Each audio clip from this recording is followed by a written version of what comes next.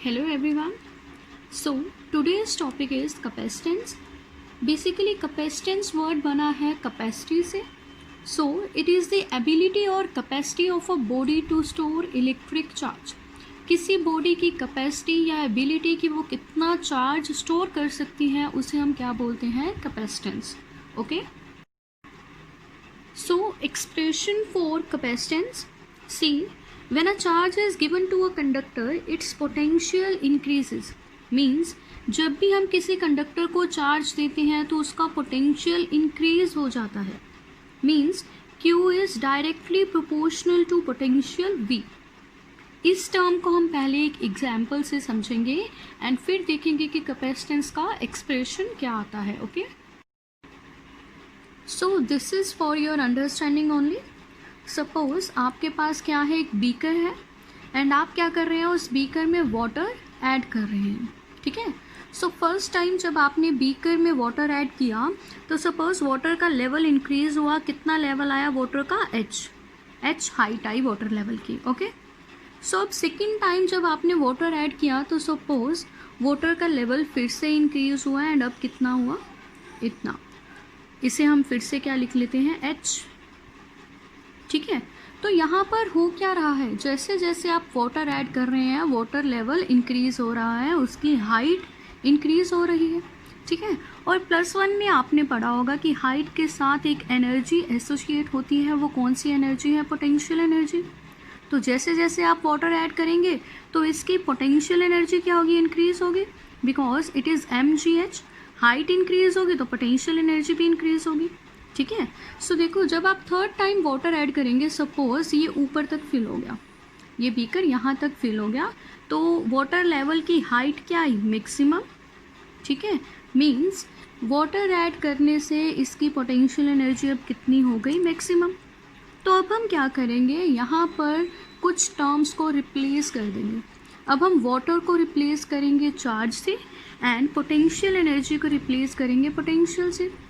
तो इसे रिलेट करें उसके साथ. देखो जब हम किसी बॉडी को चार्ज दे रहे हैं, वाटर ऐड कर रहे थे पहले, अब हम क्या दे रहे हैं, चार्ज. मीन्स इस बॉडी में हम चार्ज ऐड कर रहे हैं तो क्या हो रहा है, उसकी potential energy means potential increase हो रहा है.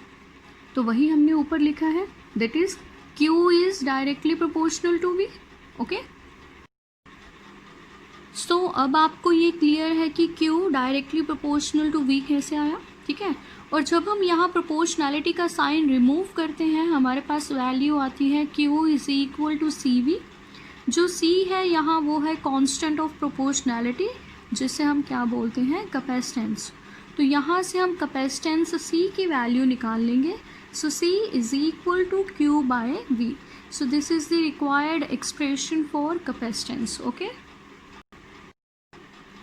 So next is units of capacitance. Capacitance के units है हमारे पास farad and symbol is capital F. ठीक है, तो हम देख लेते हैं 1 farad किसके इक्वल होगा. As we know C is equal to Q by V. तो C के units क्या है, farad, तो हम यहाँ लिखेंगे 1 farad. चार्ज के units coulomb, so 1 coulomb. Potential के यूनिट्स वोल्ट, सो 1 वोल्ट. तो यहाँ से हमारे पास 1 फेरेड की वैल्यू क्या है, 1 कूलम पर volt. Okay, and capacitance is a scalar quantity. So next is dimensional formula of capacitance. So as we know C is equal to Q by V. चार्ज को हम ऐसे ही रहने देंगे, पोटेंशियल का फॉर्मूला यहाँ पुट करेंगे, it is work by charge. तो यहाँ से क्या आएगा हमारे पास, Q स्क्वायर बाय वर्क. अब हमें चार्ज का डायमेंशनल फॉर्मूला पता है. इसका डायमेंशनल फॉर्मूला क्या होता है, ampere into time means A into T. तो इसका स्क्वायर है यहाँ पर, तो यहाँ पुट कर देंगे तो 80 का स्क्वायर आ जाएगा. एंड वर्क का डायमेंशनल फॉर्मूला हमें पता है, जो एनर्जी का है वही वर्क का है. So it is mL2T-2. तो वो वैल्यू मैंने यहाँ पुट कर दी है. After solving this, you will get C is equal to m-1L-2T4A2. This is the dimensional formula of capacitance. So next topic is capacitance of a spherical conductor. अब हम देखेंगे single isolated conductor के लिए capacitance की क्या value आती है. ठीक है, so for that consider a sphere of radius r and let q be the charge entirely distributed on the surface of sphere. okay, सो ये हमारे पास स्फीयर है जिसका रेडियस क्या है, कैपिटल आर, एंड क्यू क्या है, चार्ज जो स्फीयर के ऊपर यूनिफॉर्मली डिस्ट्रीब्यूटेड है. ठीक है, अब देखो कैपेसिटेंस का फॉर्मूला हमें पता है as C is equal to Q by V. ठीक है, तो let this be equation number 1. अब हम क्या करेंगे, पोटेंशियल की वैल्यू निकालेंगे एंड वैल्यू निकालने के बाद इक्वेशन 1 में पुट कर देंगे और जो रिजल्ट आएगा वही हमारे पास क्या होगा, कैपेसिटेंस का formula for an isolated spherical conductor. Okay, now potential due to Q charge on the surface of conductor. Potential point charge के लिए हमें फॉर्मूला पता है, वही हम यहाँ यूज़ करेंगे. So V is equal to 1/4 pi epsilon naught Q by R. This is the formula. So let this be equation number 2. अब ये वैल्यू पोटेंशियल की हम इक्वेशन 1 में पुट करेंगे तो हमारे पास क्या आएगा, C is equal to Q by V था, तो V की वैल्यू मैंने यहाँ पुट कर दी है. यहाँ से देखिए चार्ज कैंसिल हो जाएगा. सो हमारे पास वैल्यू आएगी कैपेसिटेंस की, C is equal to 4 pi epsilon naught R. अब 4 pi and epsilon naught constant है, means C is proportional to R. Means किसी भी स्फेरिकल कंडक्टर की कैपेसिटी जो है या कैपेसिटेंस जो है वो प्रोपोर्शनल होगी उसके साइज के, मींस उसके रेडियस के. ओके, सो यहीं से एक कंसेप्चुअल क्वेश्चन आ जाता है आपको. अब हम वो करते हैं. So the question is show that it is not possible to have a single isolated conductor of 1 farad. अब हमें यहाँ प्रूव करना है कि सिंगल आइसोलेटेड कंडक्टर जिसकी कैपेसिटेंस क्या है 1 फैरेड, वो नेचर में पॉसिबल ही नहीं है. ठीक है, कंडीशन क्या है, सिंगल आइसोलेटेड कंडक्टर. और अभी हम एक्सप्रेशन कर चुके हैं for single isolated spherical conductor. ठीक है, so it is C is equal to 4 pi epsilon naught R. अब देखो उन्होंने कैपेसिटेंस की वैल्यू दी हुई है, it is 1 farad. If C is equal to 1 farad तो इस इक्वेशन से R निकाल लें. R is equal to C by 4 pi epsilon naught. C की वैल्यू तो 1 दी हुई है, so it will be 1/4 pi epsilon naught. तो ये हम कूलम्स लॉ में से कर चुके हैं, ये कांस्टेंट है एंड इसकी वैल्यू हमें पता है, it is 9 into 10⁻⁹ metre. Means अगर हमें सिंगल आइसोलेटेड कंडक्टर बनाना है जिसकी कैपेसिटेंस कितनी हो 1 फैरेड, उसका साइज कितना होना चाहिए, इतना. Okay, and it is 1500 times the radius of earth. Means ये 1500 टाइम रेडियस ऑफ अर्थ से ज़्यादा है, तो मीन्स ये पॉसिबल ही नहीं है. So it is not possible to have a single isolated conductor of capacitance 1 farad. Okay, so next we have capacitor. Capacitance के बारे में अभी हम पढ़ चुके हैं कि ये एबिलिटी है किसी बॉडी की कि वो कितना चार्ज स्टोर करेगी. So capacitance is ability and capacitor is a device. Capacitor क्या है, हमारे पास डिवाइस है जो क्या करेगा, चार्ज को स्टोर करेगा या इलेक्ट्रिक एनर्जी को स्टोर करेगा. ओके, कैपेसिटर के कुछ डेली लाइफ एग्जाम्पल्स हम डिस्कस कर लेते हैं.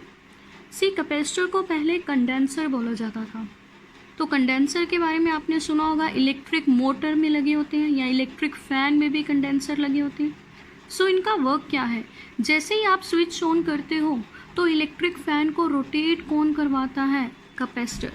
कैपेसिटर के पास एनर्जी होती है जिस एनर्जी से वो इलेक्ट्रिक फ़ैन को क्या करवाता है, rotate. Okay, and second example, camera flash. कैमरे में हम बहुत छोटी सी बैटरी डालते हैं बट फिर भी उसकी फ्लैश जो है वो बहुत ब्राइट होती है. तो कैसे, कैमरे में भी हमारे पास क्या है, कैपेसिटर है जिसके पास क्या होती है, इलेक्ट्रिक एनर्जी, एंड जिसे जब हम चाहते हैं एक्सट्रैक्ट कर सकते हैं. ठीक है, सो फ्लैश के पर्पस में भी कैपेसिटर यूज़ होता है. ओके, एंड कैपेसिटर है कैसा, it is an arrangement of 2 conductors separated by an insulating medium having equal and opposite charges. तो देखो सिंगल आइसोलेटेड कैपेसिटर तो 1 फैरेड का पॉसिबल नहीं था, तो अब कैपेसिटर होगा कैसे. हमारे सिलेबस में पैरेलल प्लेट कैपेसिटर है तो हम उसी के बारे में डिस्कस करेंगे. ओके, सो इसमें क्या है, हमारे पास 2 कंडक्टर्स हैं जो आपस में क्या है, पैरेलल, जिनके बीच में इंसुलेटिंग मीडियम होगा एंड दोनों कंडक्टर्स या फिर दोनों प्लेट्स ऑपोजिटली चार्ज्ड होंगी. Okay, next is pictorial representation of capacitor. जैसे मैंने बताया हमारे सिलेबस में सिर्फ पैरेलल प्लेट कैपेसिटर है, तो उसी की रिप्रेजेंटेशन हम करेंगे। इसमें क्या है, हमारे पास दो कंडक्टर्स हैं जिन्हें हम सेपरेट करते हैं इंसुलेटिंग मीडियम से, ठीक है, या दो कंडक्टर्स बोल लें या फिर इन्हें शीट्स बोल लें, ठीक है। ये दोनों शीट्स ऑपोजिटली चार्ज्ड होंगी एंड ये दोनों शीट्स के क्या है, टर्मिनल्स, एंड ये पूरी रिप्रेजेंटेशन ही किसकी है, कैपेसिटर्स की। देखो दोनों शीट्स आपस में पैरेलल है, इसीलिए इन्हें बोल देते हैं parallel plate capacitor. Okay, next is principle of capacitor. तो अब हम देखेंगे कि कैपेसिटर जो डिवाइस है वो किस प्रिंसिपल पर बेस्ड है। See, it is based on the principle that capacitance can be increased of an isolated conductor by bringing an uncharged earthed conductor near it. So इसमें क्या है कि हम किसी भी isolated conductor की capacitance increase कर सकते हैं। कैसे इंक्रीज करेंगे, उसके पास हमें क्या लेकर आना है, एक अनचार्ज्ड अर्थड कंडक्टर। ओके, इससे क्या होगा, आइसोलेटेड कंडक्टर की कैपेसिटेंस इंक्रीज हो जाएगी, मींस उसमें और एबिलिटी आ जाएगी एक्स्ट्रा चार्ज स्टोर करने की, ठीक है। सो इसे हम डायग्राम से समझेंगे। सो सपोज हमारे पास एक आइसोलेटेड कंडक्टर है या आइसोलेटेड शीट है ए, जिसके ऊपर क्या है, पॉजिटिव चार्ज, एंड हम मान लेते हैं कि जितनी इसकी कैपेसिटी थी उतना पॉजिटिव चार्ज हम इसे दे चुके हैं, मींस अब और एक्स्ट्रा चार्ज हम इसे नहीं दे सकते बिकॉज इसके पास कैपेसिटी नहीं है, ठीक है। तो इस कंडक्टर की कैपेसिटेंस हमें इंक्रीज करनी है, मींस कैपेसिटी इंक्रीज करनी है, मींस इस कंडक्टर में हमें और चार्जेस ऐड करने हैं। तो वो कैसे करेंगे हम, मींस कैपेसिटेंस कैसे इंक्रीज करेंगे, तो वही हम प्रिंसिपल में पढ़ चुके हैं, अब हम वही स्टेप्स फॉलो करेंगे। तो देखो फिगर 2 में हम क्या करेंगे, इस चार्ज्ड प्लेट के पास या चार्ज्ड कंडक्टर के पास एक अनचार्ज्ड प्लेट या कंडक्टर रख देंगे, ठीक है। तो ये क्या है हमारे पास, चार्ज्ड प्लेट, ये क्या है, अनचार्ज्ड प्लेट। तो दोनों में कौन सा प्रोसेस होगा, इंडक्शन प्रोसेस होगा, ठीक है। सो इंडक्शन से क्या होगा, इस प्लेट बी के फ्रंट फेस पर हमारे पास नेगेटिव चार्ज आ जाएगा एंड रियर फेस पर हमारे पास पॉजिटिव चार्ज आ जाएगा, ठीक है। तो ये तो हुआ इंडक्शन प्रोसेस। अब नेक्स्ट स्टेप क्या है, ये जो नेगेटिव चार्ज है प्लेट बी का, ये ए प्लेट के पॉजिटिव चार्ज को अपनी तरफ क्या करेगा, अट्रैक्ट, मींस ये जो पॉजिटिव चार्ज है ये इस नेगेटिव की तरफ मूव करना चाहेगा। ओके, सो होगा क्या, जैसे ये पॉजिटिव इस नेगेटिव से मिलेगा तो पॉजिटिव नेगेटिव इफेक्ट क्या हो जाएगा, न्यूट्रलाइज, मींस यहाँ पर क्या होगा, एक एम्प्टी स्पेस अपीयर हो जाएगी, मींस एक वैकेंसी क्रिएट हो जाएगी चार्ज की। आई विल रिपीट अगेन, ये नेगेटिव चार्ज इस पॉजिटिव को अपनी तरफ अट्रैक्ट करेगा एंड जब पॉजिटिव एंड नेगेटिव दोनों मीट करेंगे तो क्या होगा, इफेक्ट न्यूट्रलाइज हो जाएगा, मींस यहाँ पर एक वैकेंसी क्रिएट हो जाएगी। अब देखो फर्स्ट केस में क्या था, इसकी कैपेसिटी फुल थी, इसमें हम और चार्ज ऐड नहीं कर सकते थे, बट जैसे ही हमने इस प्लेट के पास एक अनचार्ज्ड प्लेट रखी तो इंडक्शन प्रोसेस हुआ, तो इंडक्शन प्रोसेस के बाद ये पॉजिटिव चार्ज इस नेगेटिव चार्ज की तरफ चला गया, तो यहाँ क्या क्रिएट होगी, वैकेंसी, मींस अब इस प्लेट में हम एक और चार्ज ऐड कर सकते हैं। सिमिलरली ये जितने भी पॉजिटिव चार्जेस हैं ये इस नेगेटिव चार्ज से न्यूट्रलाइज हो जाएंगे, तो यहाँ वैकेंसी क्रिएट हो जाएगी, मींस अब इस प्लेट के पास कैपेसिटी है और चार्ज स्टोर करने की, ठीक है। बट यहाँ पर होगा क्या, ये जो पॉजिटिव चार्ज है बी प्लेट का, ये इस नेगेटिव चार्ज को ऐसा करने से रोकेगा। ये चाहेगा कि ये नेगेटिव चार्ज इतनी दूर से पॉजिटिव चार्ज ना ले, मींस यहीं से पॉजिटिव चार्ज ले और अपने आप को न्यूट्रलाइज कर दे, ठीक है। तो हमारी कैपेसिटी को इंक्रीज करने में ये जो पॉजिटिव चार्ज है वो प्रॉब्लम क्रिएट कर रहा है। हम क्या चाहते थे, ए कंडक्टर की कैपेसिटी इंक्रीज हो, अब इसकी कैपेसिटी इंक्रीज करने में नेगेटिव चार्ज का बहुत रोल है। अब नेगेटिव चार्ज के लिए ये पॉजिटिव चार्ज क्या क्रिएट कर रहा है, प्रॉब्लम क्रिएट कर रहा है। तो हम क्या करेंगे, नेक्स्ट स्टेप में फिगर 3 में देखो, हम इस प्लेट को ग्राउंड कर देंगे, जिससे क्या होगा, जो भी ये पॉजिटिव चार्ज है वो यहाँ पर न्यूट्रलाइज हो जाएगा। तो ये प्लेट क्या बचेगी, सिर्फ नेगेटिवली चार्ज्ड बन जाएगी, ठीक है। अब ये नेगेटिवली चार्ज है, ये पॉजिटिवली चार्ज है, तो ईजिली इस कंडक्टर की कैपेसिटेंस हम इंक्रीज़ कर सकते हैं। ठीक है, तो यही हमने प्रिंसिपल में पढ़ा था कि किसी आइसोलेटेड कंडक्टर की कैपेसिटी हम कैसे इंक्रीज़ कर सकते हैं, उसके पास एक अनचार्ज्ड अर्थ कंडक्टर रख दें। ठीक है, तो यही है principle of capacitance. So last topic of today's lecture, capacitance of a parallel plate capacitor. अब हम देखेंगे किसी पैरेलल प्लेट कैपेसिटर की कैपेसिटेंस का क्या एक्सप्रेशन आता है। So for that, consider two conducting plates A and B, and let A be the area of each plate, D is the distance between two plates, plus Q is the charge on A plate and minus Q is the charge on B plate, means दोनों plates oppositely charged हैं, and let sigma be the magnitude of surface charge density on each plate. Okay. So see here, ये हमारे पास क्या है, two conducting plates A and B, जिनके ऊपर charge क्या है, plus Q and minus Q, and दोनों में सेपरेशन कितनी है, डी। ठीक है, तो देखो एक प्लेट पॉजिटिवली चार्ज्ड है, दूसरी प्लेट नेगेटिवली चार्ज्ड है, तो इस वजह से इन दोनों प्लेट्स में क्या होगी, इलेक्ट्रिक फील्ड। तो हम लिख देंगे E is the electric field between the plates. तो प्लेट्स के लिए इलेक्ट्रिक फील्ड का फॉर्मूला हम गॉस थ्योरम से कर चुके हैं। यहाँ पर हमारे पास दो प्लेट्स हैं, तो दोनों की इलेक्ट्रिक फील्ड का रिजल्ट कितना आएगा, E is equal to sigma by epsilon naught. Okay, so let this be equation number 1।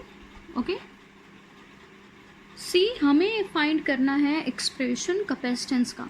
तो कैपेसिटेंस का फॉर्मूला क्या है हमारे पास, Q बाय V। तो हम यहाँ क्या करेंगे, V की वैल्यू फाइंड करेंगे एंड वो V की वैल्यू इस फॉर्मूले में पुट कर देंगे, तो हमारे पास कैपेसिटेंस का एक्सप्रेशन आ जाएगा फॉर पैरेलल प्लेट। ओके, सो इसीलिए यहाँ मैंने पोटेंशियल डिफरेंस का फॉर्मूला लिखा है, V is equal to E into D.